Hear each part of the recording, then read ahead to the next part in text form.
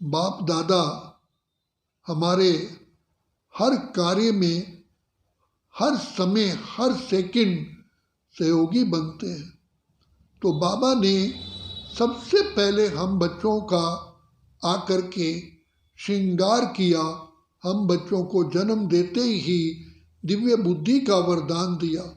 तो बाबा कहते हैं, लाडले बच्चे, सिक्कीलधे बच्चे, रूहानी बच्चे, नैनों के नूरे रतन बच्चे, पहले ये सोचो तुम किसकी संतान हो। ये फील करो गहराई में, जैसे शेर का बच्चा शेर होता है। तुम ईश्वर की संतान, स्वयं भगवान के लाडले बच्चे। तुम भी मास्टर सर्वशक्तिवान, मास्टर गुणों के सागर, मास्टर पवित्रता के सागर हो। तो इतनी महान आत्माएं, पूज्य आत्माएं, श्रेष्ठ आत्माएं हो, देव आत्माएं हो, पवित्र आत्माएं हो। लेकिन ड्रामा अनुसार तुम आत्माओं का ये सारा शक्तियों का हनन, गुणों का हनन, ज्ञान का हनन माया 5 विकारों द्वारा हुआ है। और 5 विकारों का आना, प्रवेश करना मूल कारण है देह अभिमान। देह अभिमान ही पतन की जड़ है। ये महाघातक है।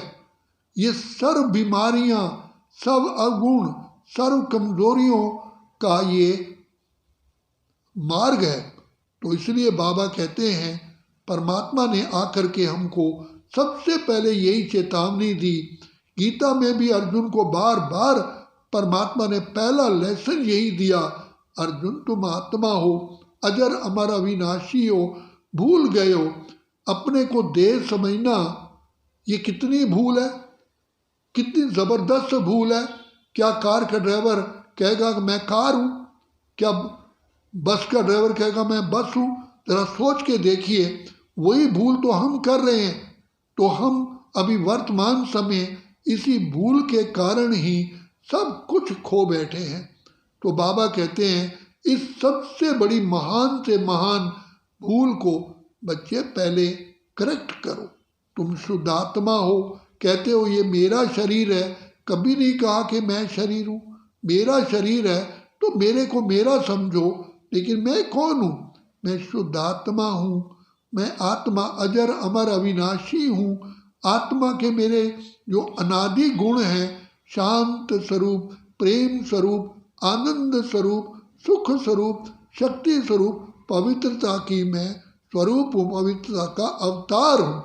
लेकिन जैसे ही हम अपने को देह समझते हैं, तो देह अभिमान में आने के कारण हम केवल देह को देखते हैं।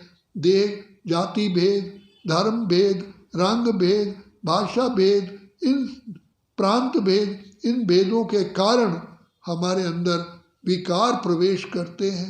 जैसे लाइट के जाने के बाद अंधकार छा जाता है, कुछ भी दिखाई नहीं देता, इसी प्रकार से आत्मा की ज्योत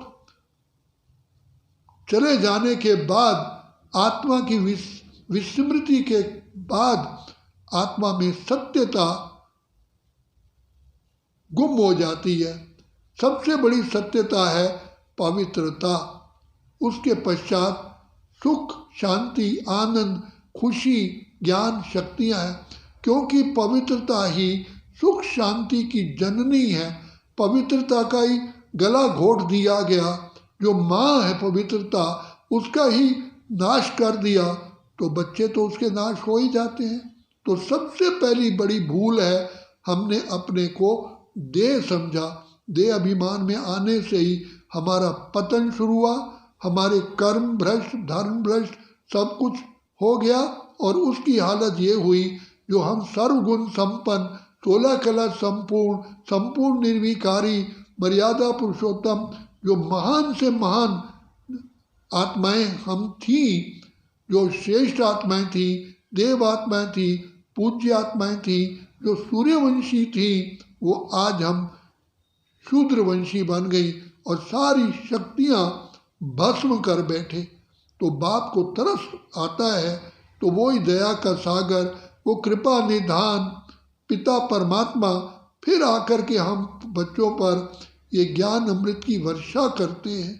तो बाबा आए हुए हैं हमारा कल्याण करने के लिए। तो इस समय पर समय का भी भरोसा नहीं, आज हम ठीक बैठे हैं, पल का भरोसा नहीं है। इसलिए बाबा कहते हैं बच्चे अपने आप को पहचानो, समय को पहचानो, बाप को पहचानो, अपने निज स्वरूप को पहचानो और अपनी प्राप्तियों को पहचानो। बाप सेकंड में हमें कितनी प्राप्ति कराने के लिए बंधे हुए हैं।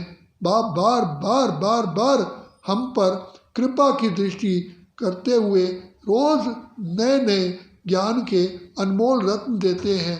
तो बाबा हम बच्चों पर कितना उपकार करते हैं, कदम कदम पर आकर के हमें सावधानी देते, रक्षा करते, अपनी दुआएं देते, अपनी ज्ञान का हम बच्चों को गदा कहो तलवार कहो हमें देते हैं। तो ज्ञान अंजन सतगुरु दिया अज्ञान अंधेर विनाश। तो अज्ञानता का अंधकार दूर करने के लिए हमें बाप मिला है और बाप स्वयं ज्ञान के सागर, प्रेम के सागर, आनंद के सागर, सर्वशक्तिवान है। कौन है हमारा पिता? सारी सृष्टि को रचने वाला जो सागर भंडार और दाता है। इस खुशी में रहो। इसलिए जो जैसे सूर्य दिन के 12 बजे हमारे सिर पर होता है तो हमारी परछाई हमारे पाँव के नीचे होती है, इसी प्रकार बाप की छत्र छाया में रहो। जितने विकार होंगे, जितनी परेशानियां होंगी, जितनी कठिनाइयां होंगी, सब अवगुण भस्म हो जाते हैं। तो ये है, ले लो ले लो, यही समय है बाप से दुआएं लेने का और अपना भाग्य बनाने का। अच्छा, ओम शांति, ओम शांति, ओम शांति।